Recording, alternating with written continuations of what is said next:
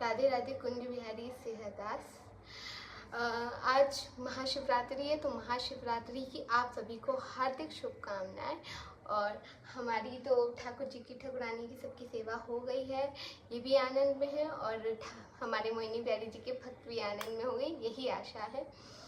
और आज का जो टॉपिक है वो मैं पहले ही बता दूं कि आज हम टटिया स्थान के बारे में बात करेंगे। और वहाँ पे गुरुजी फिलहाल अभी तो वहाँ स्थान पर नहीं है।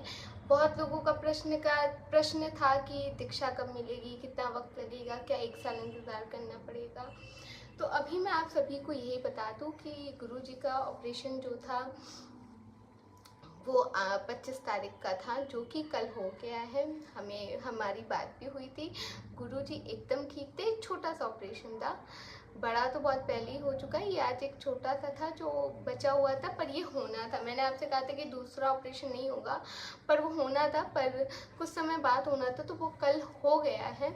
और गुरुजी एकदम स्वस्थ हैं, अच्छे हैं, बातचीत सबसे कर रहे हैं, सेवा में भी हमारी जान पहचान के लोग लगे हुए हैं, जो टटिया स्थान से जुड़े हुए हैं। बाबा जी लोग हैं, वो लगे हुए हैं। और गुरुजी होली के बाद टटिया स्थान वापस आ जाएंगे।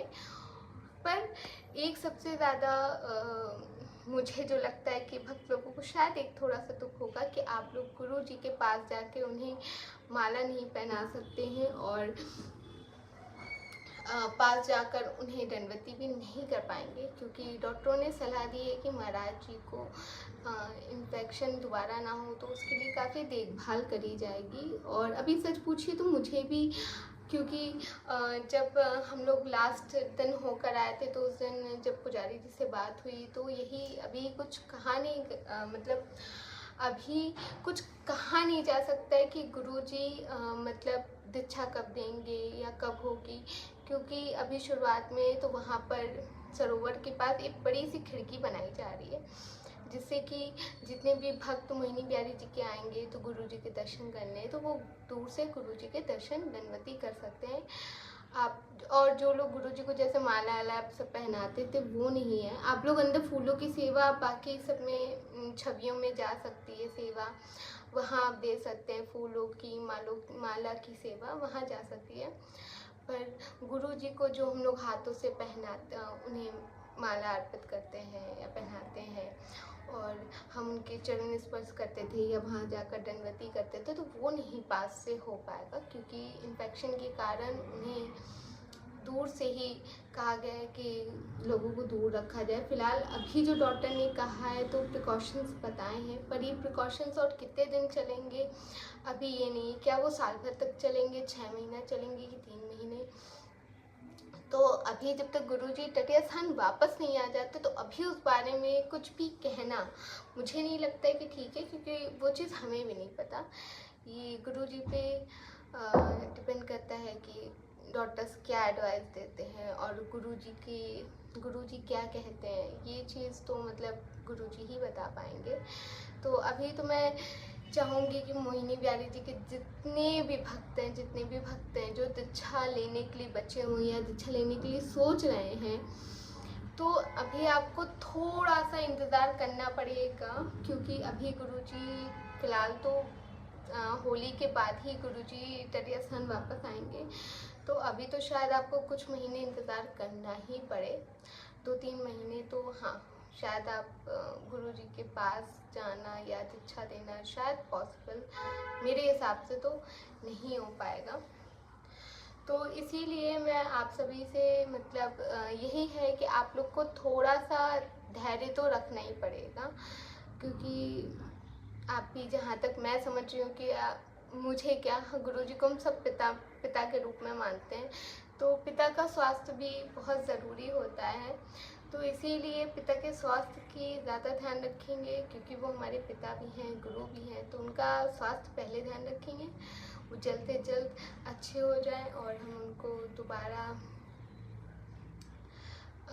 उनके चरण स्पर्श कर सकें और दंडवती कर सकें, तो ये सब काम जल्दी कर सकें, ये भी हमारी आशा है। पर जो रियलिटी है मैं वो आपको बता देती हूँ। आपको दीक्षा के लिए अभी कुछ महीने तो इंतज़ार करना पड़ेगा। और जैसे ही कुछ गुरुजी का आदेश आता है या बताया जाता है कि गुरुजी दीक्षा देने लगे हैं, तो आप चिंता मत करें, मैं हूँ आपको यहाँ अपडेट देने के लिए। मैं आपको तुरंत अपडेट कर दूँगी कि आप जो लोग वृंदावन जाना चाहते हैं जाएँ और गुरुजी से दीक्षा ले सकते हैं। बाकी मैं आपसे कहूँगी कि टटिया स्थान बिल्कुल जाइए और हमारे मोहिनी बिहारी जी के दर्शन ज़रूर करके आइए। मोहिनी बिहारी जी तो हमारे देखिए कितने सुंदर ही हैं, उनके दर्शन करिए और अपनी प्रार्थना गुरु मोहिनी बिहारी जी के पास है कि मोहिनी बिहारी जी हमारे कुछ जल्दी सुन लेते हैं। कहते हैं ना, जल्दी जल्दी से कहिए कि गुरु जी जल्दी से आ जाए, जल्दी से स्वस्थ हो जाए, तो और जल्दी जल्दी से हमें दीक्षा मिलने लगे। तो जो भी अपनी अरदास आपकी हो तो मोहिनी बिहारी जी से कह दीजिए जाके, क्योंकि हमारे तो भैया भाभी लगते हैं। कुछ भी समस्या, कुछ भी प्रॉब्लम होती है या गुरुजी के स्वास्थ्य का होता है तो मैं नहीं ये कहती थी कि गुरुजी का भी स्वास्थ्य अच्छा रखे, जल्दी से गुरुजी आ जाएं। क्योंकि मोहिनी बिहारी जी के बाद वो एक आदत बनी है गुरुजी के दर्शन। और कभी कभी सच पूछिए तो गुरुजी के बिना थोड़ा सा कम, मतलब इतने दिन गए बट गुरुजी के बिना वो होता है ना कि गुरुजी को देख के आनंद आ जाता है। तो पिता से मिलने का जो उत्साह होता है वो बना हुआ है, वो जल्द से जल्द आ जाए, यही हमारी प्रार्थना रहेगी मोहिनी बिहारी जी से। और हमें अपने मोहिनी बिहारी जी के भी दर्शन करके आनंद आ जाता है, हमारे प्यारे प्यारे लाली लाला से मिलके आनंद आ जाता है। तो यही कहूँगी कि जाइए टटिया स्थान अंदर जाइए, आनंद लीजिए, दर्शन करिए, हमारे प्यारे प्यारे मोहिनी बिहारी जी के दर्शन के आनंद लीजिए, सर झुकाइए, दंडवती करिए और प्रसादी पाइए। आजकल टटिया स्थान में प्रसादी चल रही है, तो आप अगर टटिया स्थान दर्शन करने जा रहे हैं तो टटिया स्थान की प्रसादी लेना तो अवश्य ना भूलें, क्योंकि आपने विश्व में ऐसी प्रसादी तो कहीं नहीं खाई होगी जो हमारे टटिया स्थान में मिलती है। वैसे ही टटिया स्थान वाले भक्त मुझसे एग्री करेंगे, मुझे जो लगता है। तो बस आज की अपडेट यही है, वीडियो ज़्यादा लंबी नहीं करूँगी। आप लोग आनंद लें और गुरुजी के स्वास्थ्य की ऐसी ही कामना करते रहें। गुरुजी जल्दी आ जाएंगे और हो सकता है जल्दी जल्दी दीक्षा भी मिलना चालू हो जाए, पर ध्यान मत छोड़िएगा। और गुरुजी एकदम स्वस्थ हैं, अच्छे हैं, आनंद में हैं और उनके भक्त भी आनंद में रहे, मोहिनी बिहारी जी की शरण में बने रहे, मोहिनी बिहारी जी का साथ बना रहे, टटिया स्थान का साथ बना रहे, गुरुजी का आशीर्वाद बना रहे। और ठाकुर जी के भक्तों को क्या ही चाहिए, बस यही चाहिए। तो आज की वीडियो यहीं समाप्त होती है। आप जैसे जैसे कोई भी अपडेट चाहेंगे तो मैं आपको बताती रहूँगी और हम आगे के विषयों पे धीरे धीरे बात करते रहेंगे। अब आपको अगर किसी स्पेशल विषय के बारे में जानना हो तो बिल्कुल मुझे बताइएगा, मैं उस विषय के बारे में बात करूँगी। वीडियोस डेली कभी कभी नहीं आ पाती हूँ, क्योंकि आप जानते हैं कि मैं एडवोकेट भी हूँ, तो केसेस लगे रहते हैं, कभी कॉलेज भी जाना है, कभी कचहरी भी जाना है, तो थोड़ा सा बिजी शेड्यूल में टाइम नहीं निकल पाता है। पर मैं कोशिश करती हूँ कि मैं आपसे डेली बात करूँ या मैसेज में रिप्लाई कर सकूँ, तो मैं करती हूँ। और अगर आपको मेरी वीडियोस पसंद आए तो like, share, comment and subscribe करना बिल्कुल ना भूलें। और कमेंट में राधे राधे कुंज बिहारी से हदास लिखना बिल्कुल मत भूलिए, क्योंकि क्या है, वो मेरी एनर्जी का सोर्स ऑफ माध्यम है, नाम सुन के आनंद ही आ जाता है। तो एक बार आज है महाशिवरात्रि, तो बोल बाबा आनंदेश्वर महाराज की जय, हमारे भोलेनाथ की जय। और अगर आप नहीं जानते तो कानपुर में आनंदेश्वर क्योंकि सिटी के अंदर है, बीचों बीच सिटी में है बाबा आनंदेश्वर। और क्योंकि आज कानपुर में महाशिवरात्रि, मतलब महाशिवरात्रि तो आज हर जगह पर, कानपुर में स्पेशली आनंदेश्वर में बहुत ज़्यादा भीड़ होती है, तो इसीलिए आनंदेश्वर की आज मैंने बता दी है कि आनंदेश्वर कितना महत्वपूर्ण है। बहुत ही ज़्यादा महत्वपूर्ण है, क्योंकि और यहाँ पे भीड़ इसलिए भी ज़्यादा होती है क्योंकि सिटी के बीचों बीच में ये मंदिर बना हुआ है।